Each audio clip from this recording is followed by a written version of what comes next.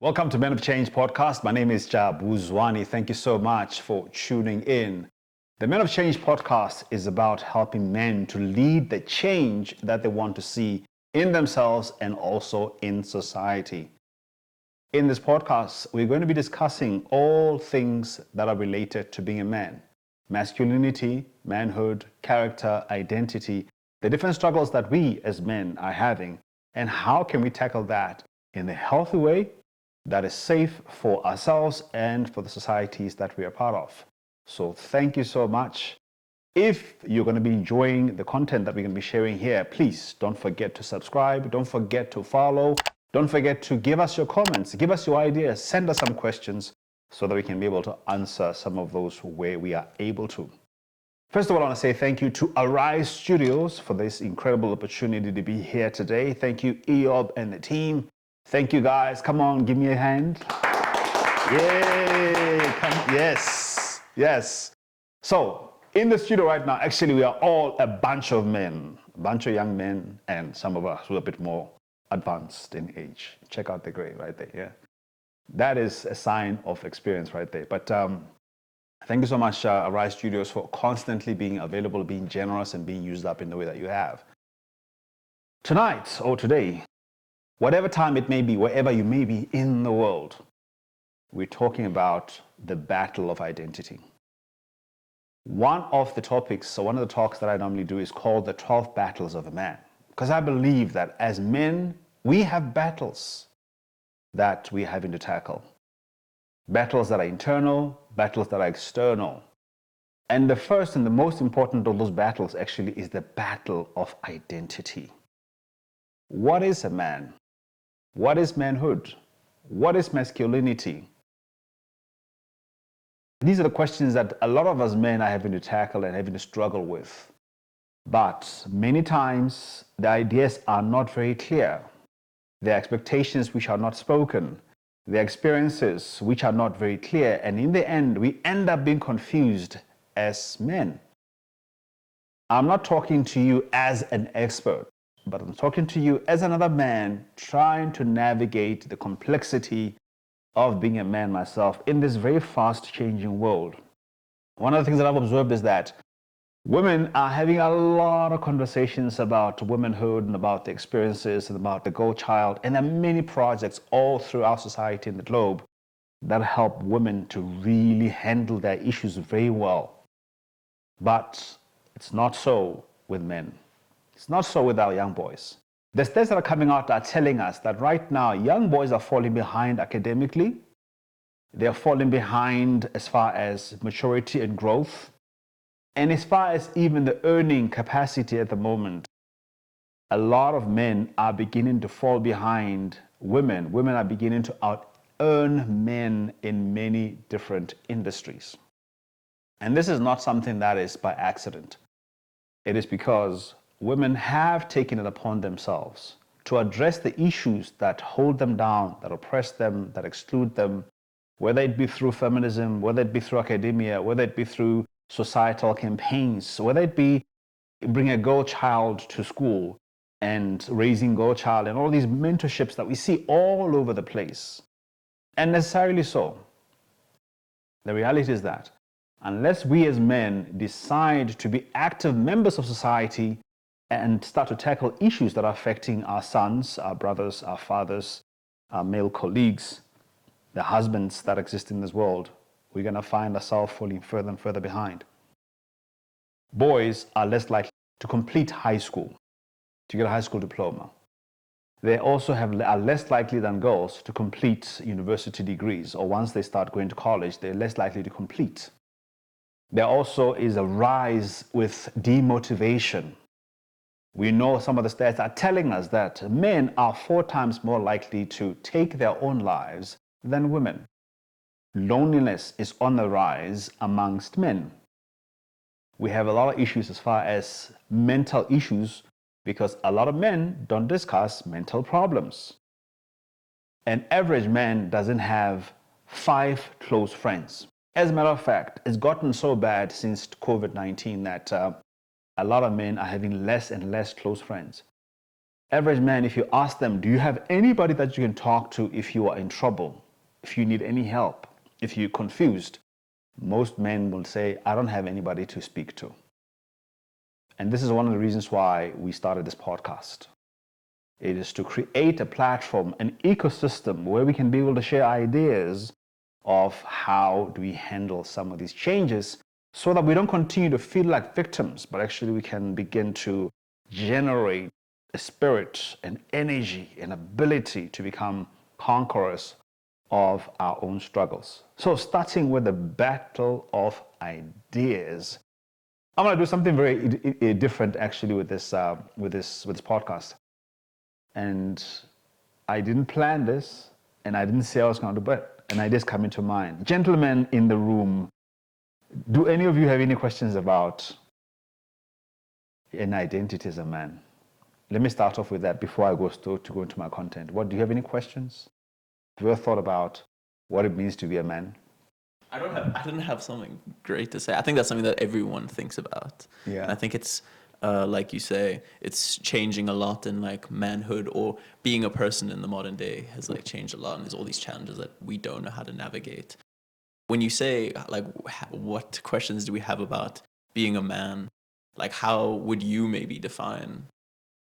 How would I define being a man? That's a very good question, and a very tough question.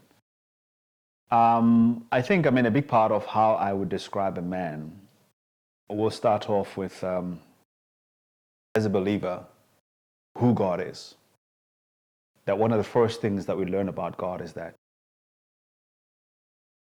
in the beginning, the Bible says that God said, let there be light, let there be this.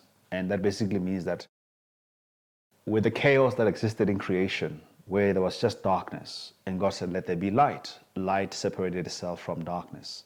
And he separated the waters from the earth. And then he started to speak life form into existence. And so I think the first thing of being a man is one that brings order. Like the presence of a man in any environment is that one that brings order. But it's impossible to bring order if there's chaos inside. So the first thing that a man must do is that a man must focus on the chaos in their own minds, so that when they open and start to speak, they speak the order that is in their mind and not the chaos that is in their mind. I think that's a starting point. Is that a man is a communicator that communicates things into life. And the question is that what is it that you're bringing to life? Beyond your masculinity, beyond your duties and your role, you got to conquer yourself from within, so that when you open your mouth, you are able to speak life into existence. But throughout the podcast, I will go deeply into the question. Yes, sir. Hello, sir. Growing up as a man, like they used to tell us that okay, a man doesn't cry, a man needs to be strong. So how does that contribute to, like, as a man now you're growing up, growing in that environment? Do you think it's like shapes like how men they think, identify themselves? Absolutely. What we hear and what we receive begins to shape us, especially when we're growing up as children. We are dependent on the adults that already are living, that we find living in this world, to tell us what is right, what is wrong, what is true, what is not, who we are and who we're not. And yes, because so many young people are told, especially boys, right? Boys are told that you shouldn't cry, and then you must be strong. Then obviously when a boy is feeling certain emotions that lead them to crying, then they have to suppress those emotions because they've got to be strong. And part of the way, unfortunately, that strength is shown with emotions. Instead of crying, then men get angry. Boy gets angry. When you get anger is the emotion of strength. When we get angry, it sort of motivates us to take control of the situation. That's why you see that a lot of men shortcut the emotion of sadness, of hurt, of confusion, of fear with anger. It's a go-to emotion. And unfortunately, that's very, very destructive. Because as a human being, you have an entire bouquet of emotions. Like if you look at the emotional wheel, there are lots and lots of emotions there that you as a human being have to be able to experience, because every single emotion gives you insight about something. It's giving you data. When it says that you're sad, it means that you love to be, you love, maybe say you're sad because somebody's passed away. It means it's a sign of love. I love this person that passed away, so it's okay for me to be sad. If you don't get what you worked hard for and being disappointed and you're sad, it says, sometimes in life you can be disappointed. It's okay to be sad as a way of expressing not getting what you want, especially if you worked hard for. Or whether it's pain and all of that. All of those things are giving you data. And this is one of the challenges then when it comes to men communicating how they feel, because we're ignoring all of this data, that we don't have a language for all of this emotional data, and we only speak only from the point of anger. That is not healthy. I'll take one more. My question is, how do you differentiate between a boy and a man? Because I think most of us growing up, a lot of older people we grew up like experiencing as our father figures or our manhood figures, they're actually like boys in terms of experiences and our behaviors. Because ekukhuleni kwethu bebathi ubuhle bendoda inkomo zabo. Yeah, and it kills us because also I can kind of see ukuthi men are limited. Many of us, like, we are actually boys, because even we get to experience absenteeism of fatherhood in terms of bantwana babo. So how do you differentiate between a boy and a man? Because a guy can be 56 and still be a boy, not a man, or 40-something and still be a boy and not have transition to a manhood. How do you differentiate that, a boy and a man? Another very good question. How do you differentiate between the two? Now, let's look at it simply from the science of things. What is an adult and what is a child? There are two distinguishing factors. The first one is awareness, and the second one is ability. All right. When a child is born, they've got limited awareness purely because they've not seen. Everything is a discovery. They're discovering the world. And then what they're discovering, that data goes into the brain and it begins to build their memory. And memory is how then we continue to engage with the same thing again next time. And as a result, your awareness, which means your consciousness, then increases. Right? If a child walked in here, they wouldn't have a full awareness of every item in here and how even their movement can create chaos. Can come in here and start running around, and then they fall into things, and then they fall into the TV and the cameras and the chaos because of a lack of awareness. And it's a lack of awareness of the environment and of themselves as well, of their own physicality.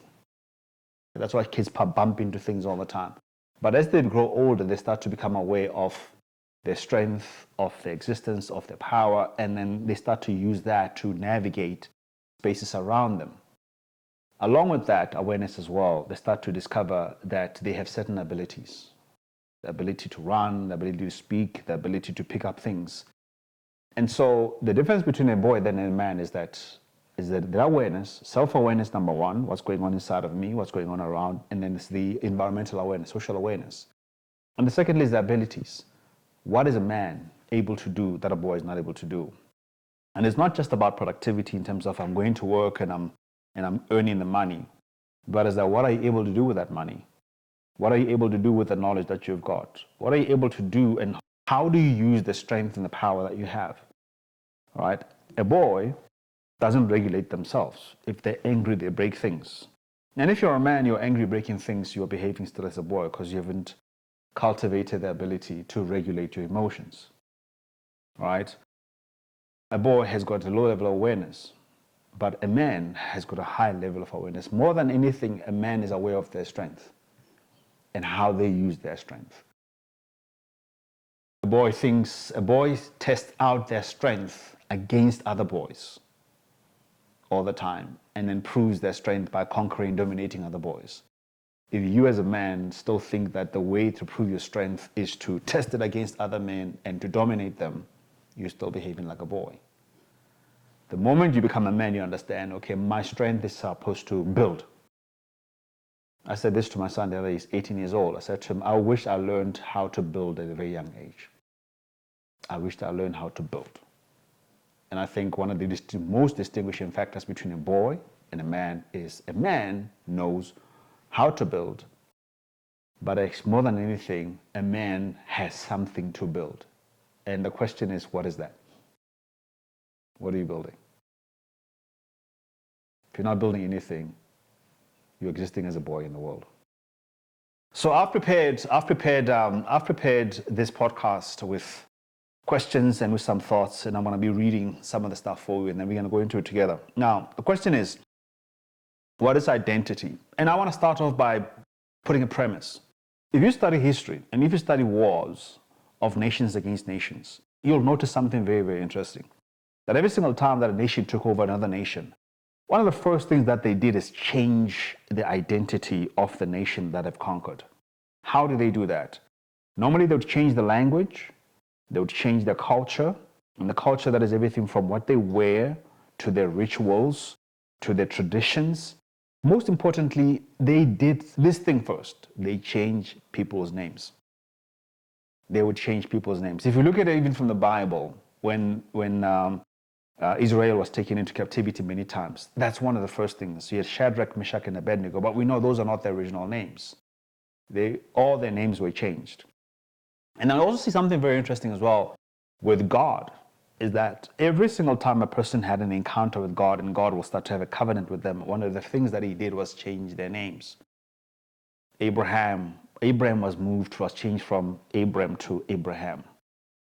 We know that someone like Peter, he was Simon, right? And then Christ changed his name from a rock to the rock, being Peter. Saul was changed from Saul, the apostle, Saul of Tarsus, to Paul, the apostles. So we see this trend where names get changed. And the question is that what is in a name? First of all, a name is a way of identifying who you are, And I love this about, especially in the African culture. In the African culture, a person's name captures more than just a way of referencing you, of identifying you, but it also has a history attached to it. Like, are you named after somebody, maybe that has passed on? Like, in the Basotho culture, which is predominantly where I was raised, even though I'm Jabu Zwane, which is typically a Zulu surname. In the Basotho culture, certain names sort of tell you without a doubt what was happening. Puleng means that there was rain. Pula is rain. So Puleng means when they were born, there was rain. You can have somebody that, one of the terrible names is the Nja or Manja, meaning a dog, okay? And what that means is that child was born after another child passed away. That's how they're referred to as Nja, because it means that, I don't know why Nja, but anyway, that's the way. And then you have names like, for example, with myself, Jabu Zwane, right? Jabu Zwane meaning that rejoice, be happy. That when I was born, it was a message to the family to say, be happy, rejoice. And with my son, my first son was born, I called him Thando Lwenkosi, meaning that God's love, the love of the king, because I felt so loved up by God when he was born, especially in the circumstances around which he was born. He was born at 32 weeks at 1.4 kgs. And for us, as a premature child born at 32 weeks, we either had to be very sad and be very freaked out about the fact that he was so tiny and in the hospital for 45 days, or to rejoice that at least he's alive. And that's how we chose the word Thando Lwenkosi. So a name is more than just a way of identifying, but it means something. Even as a Christian, the names of God, they mean something. And the way that he describes himself means something. And so, as far as the identity of a man, this is the question. What was the original design? What was the original design of a man? First of all, God called man Adam. And Adam, meaning the first man. And then, of course, Eve came, meaning that is the mother of all. And those names are very, very important. And so in understanding that, as a man, you are the foundation. You are the foundation of existence, of creatures, of the life of humanity. You are first, not just in terms of preference, but in terms of what you lay out. So the moment you start to become a man, the question that you've got to ask yourself is that, What kind of foundation are you? Are you a foundation of chaos? Are you a foundation of pain? Are you a foundation of violence? Are you a foundation of lying and deception? Are you a foundation of everything that makes our society sick? Or are you a foundation of everything that is going to make our society healthy? That is the question that you're going to ask yourself. How do you describe yourself as a man? What are some of the things that you say about yourself as a man? Because a man who doesn't know who he is will answer to any name. If somebody calls you a dog, you answer, I'm not a dog. Or I am a dog, and you start behaving that way. If somebody calls you violent, then you start to answer to that violence. If somebody else calls you whatever name that they call you, you get offended, you get angry because you are answering to that. Do you realize sometimes when you're responding to certain names that you're being called by, that you're actually owning up that identity? But if you have your own identity, think about it this way. Jaden, right? If I, what's your name again? Yonda. Yonda. If I said, Yonda, are you going to respond? If I'm calling out Yonda, say, hey, Yonda, come here. Are you going to respond? No. No, because that's not your name, right? That's why you're not going to respond. But do you realize how many men are responding to so many things that they should not be responding to? You know, it's the typical example is this thing that says, okay, all men are dogs, you know. First of all, we know that the statement is it's not wise to lump people in that. But if you know that you are not a dog, you don't have to respond because it's not calling you. Or that all men are trash, whatever the case might be. A man who knows who he is will not respond to any of those names because they know who they are. Does that make sense? So it's very, very important to understand that if you don't know who you are, the world is going to tell you who you are. Everybody else is going to tell you who you are. And you're going to live in that state of confusion because you don't know who you are. And the first part of that is identity. And so even the conquering of nations knew that. In South Africa, during the time of colonization, the first thing that, not just even with colonization, but even with the wars that happened before when even Arabs were taking over other nations, that's what they always did. They would change the culture of whoever they win over. They would change the names. That's why if you go into even Muslim countries where the Arabs have taken over, you'll find that the names are the same. They're Muhammad's, they're Ibrahim's, they're all of that because, again, when the people take over, they would change their identity. And so it's very interesting to explore this and ask yourself, what name do you answer to? Okay, let's go into it some more. Let's look at it from the point of psychology. Psychology identity refers to a person's sense of self, the internalized system of beliefs, values, memories, personality traits, and roles that define who I am. And according to Erik Erikson, identity is formed through lifelong processes, especially during adolescence, as individuals learn to answer the question, who am I? Through the experience, reflection, and relationship. So this is a very existential question. You've got those 4 to 5 existential questions. And the first one is that, who am I? Who am I? And the second one is, where do I come from? Do I come from somewhere? And the third one is, what am I doing here? And then the last one is, where am I going? So those are the 4 crucial existential questions. And who am I has a lot to do with where do I come from? Which means this, for many of us as men, who are the men before us? Who have they been? Because that's where we are learning from, right? Who have they been? And then the question then becomes, is that really who then we want to be? Is that who do we want to be? Say that I've got a father who was an alcoholic. That's who I come from. I have his DNA. I may even resemble him, and I may have a lot of traits of his. But the question is that, am I now going to take that as my own identity as well? Or if he was violent, or perhaps he was even great in many different things. He was a leader. He was something amazing. Do I now all of a sudden have to take that on and then make that my own identity and put myself under pressure to be like him, even though I am not like him? So where do I come from? And I think that's a very important question. And you can see this confusion many times with nations that have been taken over by other nations and where the history of that nation has been wiped off. You will see there are certain psychosocial struggles.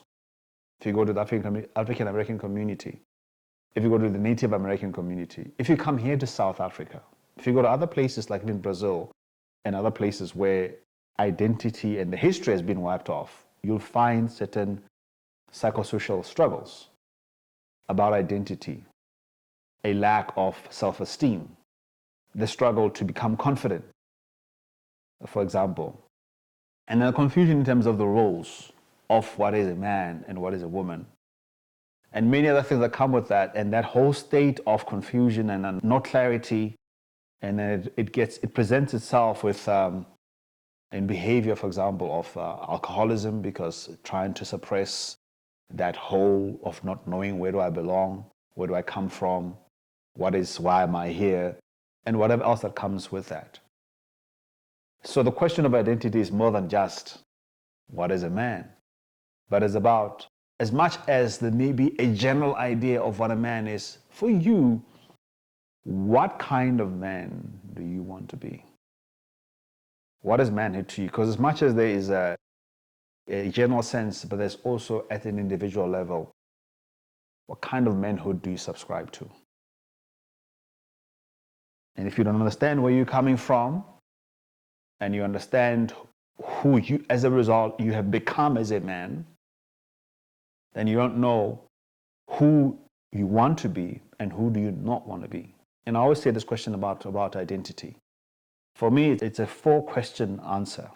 First one is that, who have I become? And I'm looking at my history. What have I learned about manhood?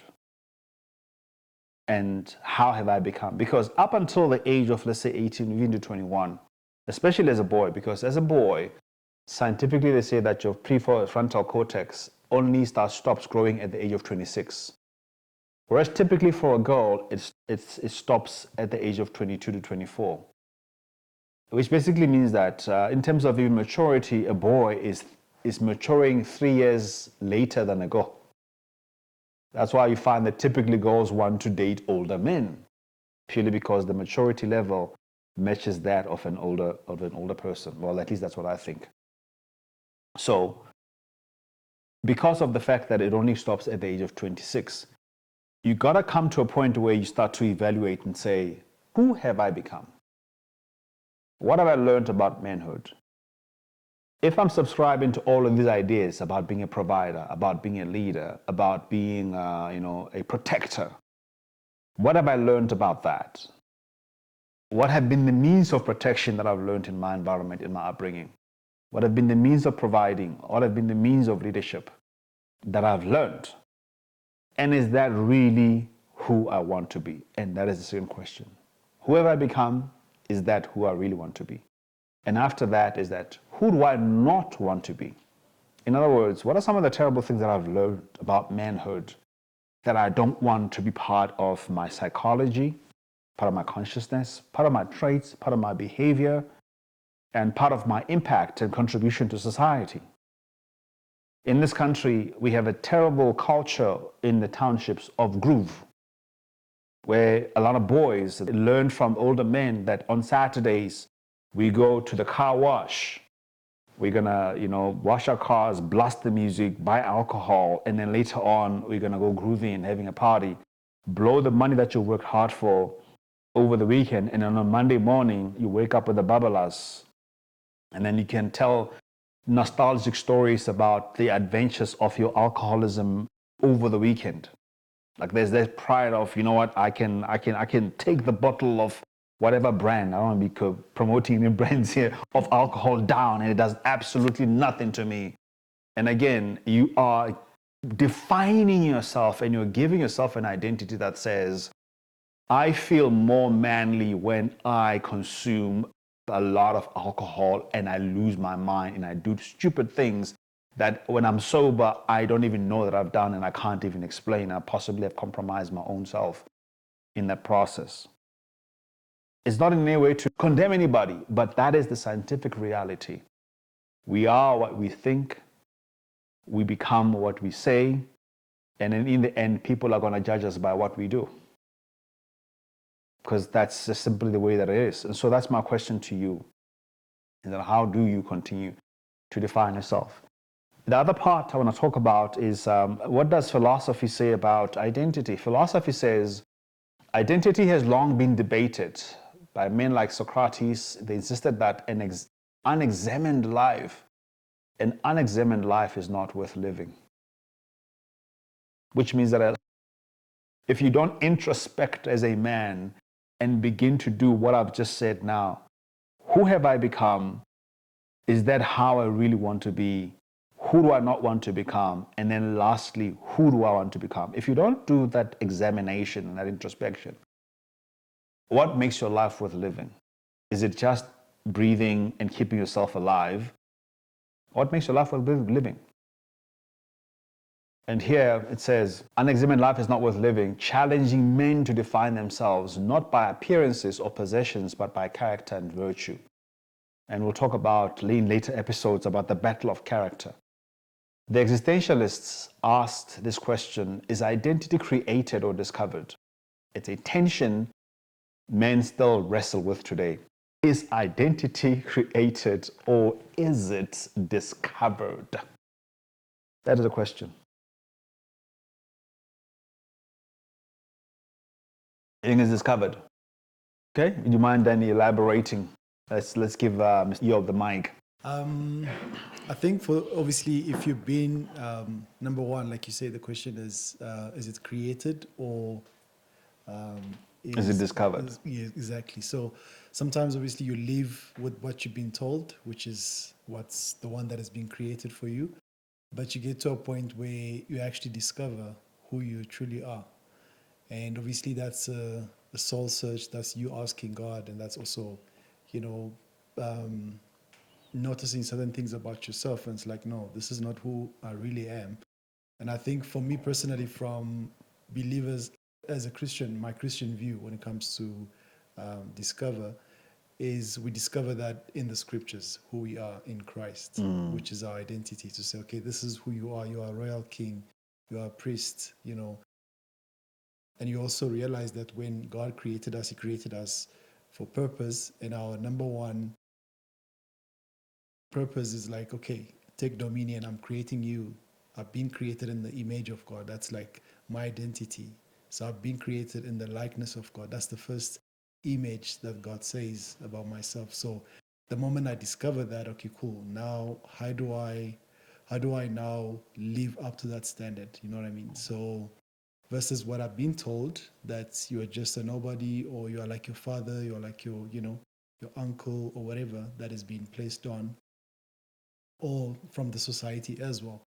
Versus when you find your true identity in Christ, who you are, then everything changes. You see yourself differently. It's like, okay, cool, I've been created actually in the likeness of God. That means I'm in the God class, meaning that I've been created to take dominion, over or to manage what I've been given on earth, to represent who I am. So it's almost like if I look at this tripod, that's how I look at it, like the soul, the spirit, and the body. It's like 3 parts. You know what I mean? So as you can see, it's standing properly because it has to basically carry. So I believe I am created in the likeness of God, number one, and also that I am a spirit being, that I have a soul, that I live in a body. So not the other way around. Yeah. So basically, then understanding that, okay, I can now, based on that, my understanding, okay, cool. If I'm a spirit, that means I existed somewhere before, which is in the heavenly places, Then I came here for a certain assignment or reason. So I think understanding that identity from that perspective, I don't know if I'm answering your question, but yes, yeah. So that's how I see it. Absolutely. Yeah. There's definitely a lot to discover about our identity. It's already there. Who we are is already there. But there's undoubtedly an element of creating that identity as well. Because as much as you may discover what is already placed inside of you, there's an element of what are you going to create with what has been placed inside of you. You know what I mean? So through discovery, you're also going to create. Like, for example, here's a simple example. We discover gold, but we discover gold in its impurified form. And when we purify the gold, then we get to get the real gold, the real value. And that's pretty much the process with anything in life, right? We discover, let's say, if you would ask a table, what is your identity? A table would have to go back to the tree and say, well, I'm actually a tree, but I'm not really a tree. I'm a tree that has been made into a table. All right. So that table was created, but the fundamental substance of that table is actually the tree. And if the table were to have autonomy and want to do certain things, it would have to know what are the original components of a tree so that it doesn't, let's say, for example, walk into fire and then it gets burnt. So you have to know that, listen, I'm a material that can be burnt by fire. And if I want to walk into fire, then I've got to put something around myself to protect myself against fire. So it is both discovered and created. There are certain things that are placed inside of us that are there that we need to know how it works. Like the fact that I've got a brain, the fact that I've got a body, I've got bones, I have a consciousness. There's a DNA that carries my history. When you go to the doctor, they want to know about your medical history because they want to know what your material is vulnerable to as far as certain diseases are concerned. So they want to know, okay, if I'm having this, let's say certain cancers, is it potentially inherited or is it environmental? You know what I mean? And so you discover your identity based on what has been placed inside of you, but also there's an element of what you want to create. And part of the creation is, again, what has been placed inside of you in terms of your gifts, right? Because then your gifts is how you're going to then show up in the world for your people, for yourself, with those particular gifts. And your gifts are also part of your identity because they identify you. They distinguish you from the rest. I was sharing this as far as that is concerned, like why gifts are so crucial for your identity. Let me start off by explaining it this way. It's a belief of mine and it's an observation of mine. And I think biblically speaking, we can see it there, that your bloodline, there's a lot of the gifts that your bloodline carries. In the Bible, it speaks about how the Levites became the priests. And even though the Levites are the original members of children of Jacob, but they're not part of this 12 tribes. Right? In the same way that Joseph is not part of the 12 tribes, but his two sons were replaced Levi and Joseph. That they carry the priesthood. And because of their priesthood, they had certain priestly gifts and priestly abilities. They had certain insights. There'd be the prophets, be the ones who are custodians, the ones who be rabbis, the ones who have that bloodline of teaching and of preaching. Right? In the same way that others, bloodline of Judah will be the saving bloodline. Eventually Christ coming in and saving through them. I've noticed this about my clan, the Zwane clan. That I've noticed that many people within the Zwane clan, they're healers. They're either actual medical doctors, they're herbalists, there are many, many preachers and teachers and and people who hold doctoral qualifications in academia who are Zwanes. My father, even though he has mental issues, like he potentially has bipolar, even in that state, my father believes that he's a preacher. That's one of the things that he would find him. I mean, he would either buy it and create it for himself or he puts a white collar. and he reads scripture and he knows scripture, and then even in a state of mental confusion, he recites the Bible very well, even in that state. There was a time when he was calling himself the Son of God. But my uncle, his younger brother, is also a pastor. The many Zwanes that I meet in the professional speaking, I can think of them. Vuyani Zwane is just one of the leading minds leadership. He's a. So that's part of understanding in terms of your identity. And that's why even in African culture, whenever a child is having issues growing up, maybe they're peeing the bed, maybe they feel they haven't started talking, or they're showing some kind of developmental challenges, one of the first things that Africans would do, especially in the Bantu culture, is that we would want to take the child to the grave to go introduce them to their ancestors. Because we're thinking, oh, the ancestors maybe did not see. Or maybe if the child, we don't know who the parents are, the father is.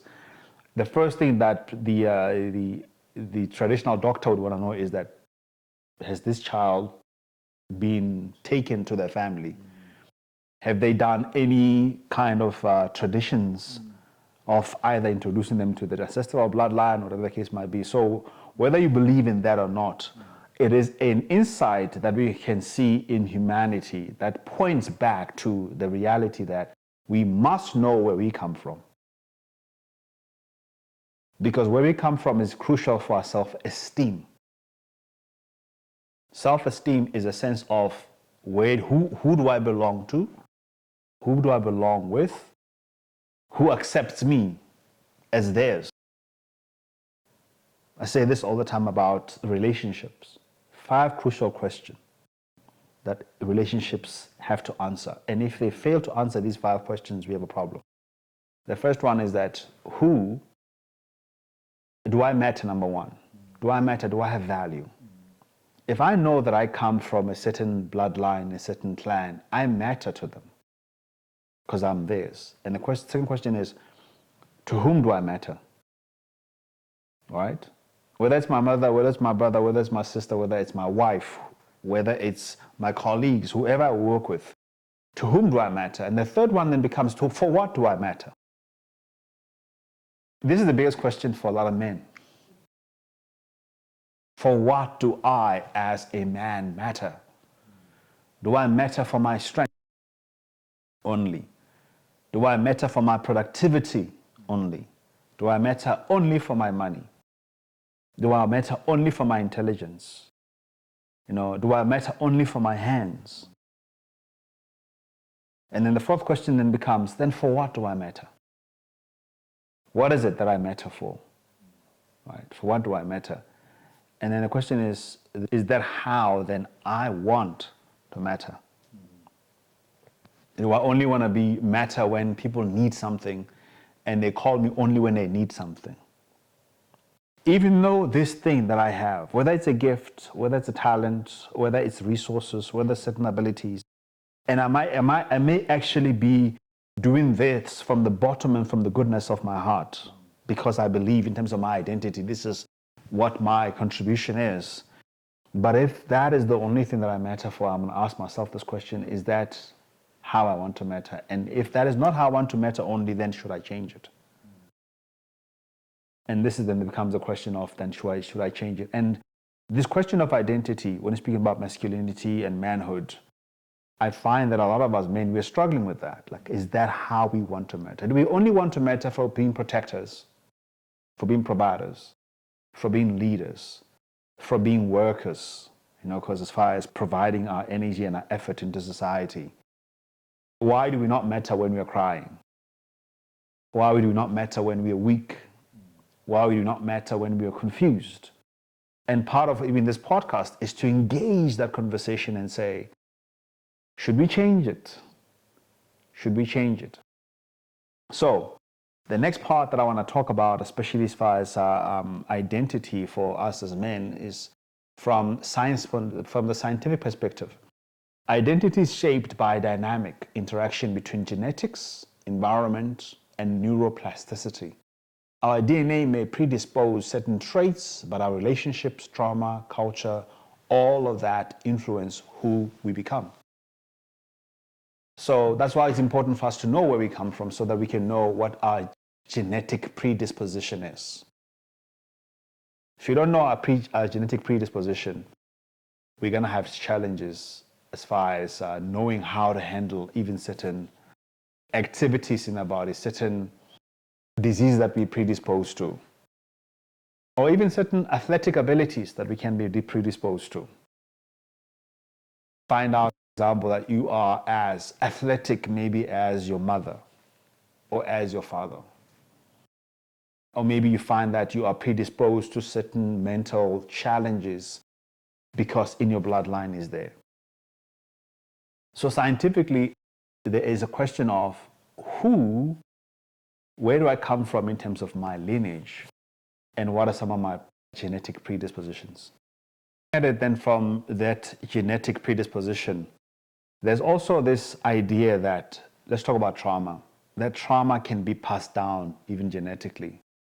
That countries and nationalities that have gone through generational trauma, they pass down that trauma into and it can be actually picked up in the DNA itself. I mean, I don't really know the science behind that, but one of the studies that was done was on the Holocaust survivors. In 2016, the study in Yehuda by Yehuda R says the following findings: that adult children of the Holocaust survivors showed altered cortisol levels. Cortisol level is a chemical of stress, and changes in epigenetic markers related to stress regulation, even though they had not personally experienced the trauma. Implication is that the trauma experienced by the parents affected by the biological stress response to their children. And this is something that is also observed in the African American community. It's something that can be observed even here in South Africa, especially between with the black people and also the colored people and everybody else that has been part of that trauma, that it is passed down. And it's important then to know that you're predisposed to that kind of thing. And there's another study there by Diaz and Ressler in 2014 at Emory University where they found that mice trained to fear a specific smell had offspring and even grandchildren who showed heightened fear responses to the same smell, despite never being exposed to it themselves. The mechanism of that is that it's called the epigenetic modification, specifically in the sperm, suggests trauma can alter gene expression without changing the DNA sequence. Similarly, also about the genocide that happened in Rwanda, and also a study that was done about adverse childhood experiences by the CDC. And then this adverse childhood finding by the Center for Disease says this landmark study found that childhood trauma, abuse, neglect, household dysfunction is strongly associated with long-term health problems, mental illnesses, substance abuse, and even early death. Again, it's important to know, even within the lineage, what are you predisposed to in terms of trauma? And that's why the question then becomes, what kind of man do you want to become? Do you want to continue in that line of dysfunction, where you're passing on the dysfunction of alcoholism, of being violent, of being suppressed emotionally, of not having good relationships? Or do you want to change that? And then if you want to change that, then how do you go about doing that? And in terms of the biblical and theological parallels, it says the following, Exodus 20 verse 5, the sins of the fathers are visited upon the children. There's this idea that the sins of the fathers, trauma of the fathers, is passed down up to the fourth generation. But it also says that, but showing mercy to 1,000 generations to those who love me, which means that there's a possibility then to, through spiritual exercise and through belief and through the relationship with God, that those generational traumas, those sins that have been passed down, those experiences that you would have because of where you come from, they can be restored. And we've seen this happen. I know even with myself, like, I grew up without the presence of my father, without the presence of my mother. I grew up in this tremendous amount of dysfunction where there was no psychological safety for me, a lot of not belonging, a lot of confusion and chaos. And yet, in my latter days, as I discovered more and more about who I am and who I don't want to be, and I started to put myself in spaces that spoke more life into the kind of man that I want to be, I am in a place where, as opposed to living and continuing a life of brokenness, I'm operating rather as somebody that brings healing, that brings restoration, that brings transformation, that helps others to grow even as I'm growing, and that helps others to thrive even as I'm thriving.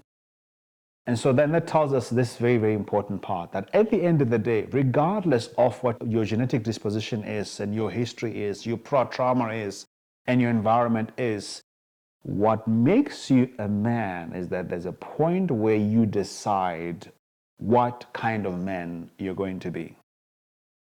And that exercise requires that you examine your life thoroughly. And sometimes I found that it's helpful for me to not only examine my life through my own lens alone, but to have other trusted men and people around me that can help me to examine my life so that I can see a different perspective even about my own experiences.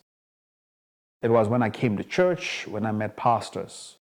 It was when I came across other men who became my mentors, who became my coaches from different parts of the world, that I began to realize, oh, this is the kind of man that I want to be, seeing this in this man from another country, from another tribe, from another race, from another ethnic group that is different from mine, and deciding that that's what I want to take from them and that's what I want to integrate into me in terms of the kind of person that I want to be. But it is not a clear-cut exercise of, well, my genetics are saying this, well, my history is saying that, well, my background is saying all of that. That ultimately the greatest power that you have as a man is your mind. And you have to make your identity in terms of who do I want to be as a man, a goal that you work towards, to find tools, to find resources, to find knowledge, to find experiences, to give yourself that level of awareness that can help you to become the kind of man that you want to be. Well, this is the first part of identity, the battle of identity as a man. We are going to be sharing the next part on the next episode. Once again, my name is Jabu Zwane. Thank you so much for tuning into Men of Change, where we are the men who are leading the change that we want to see in ourselves and the change that we want to see in society. Because together we can be able to build a healthy society, thrive in society, and be the men of change. Peace.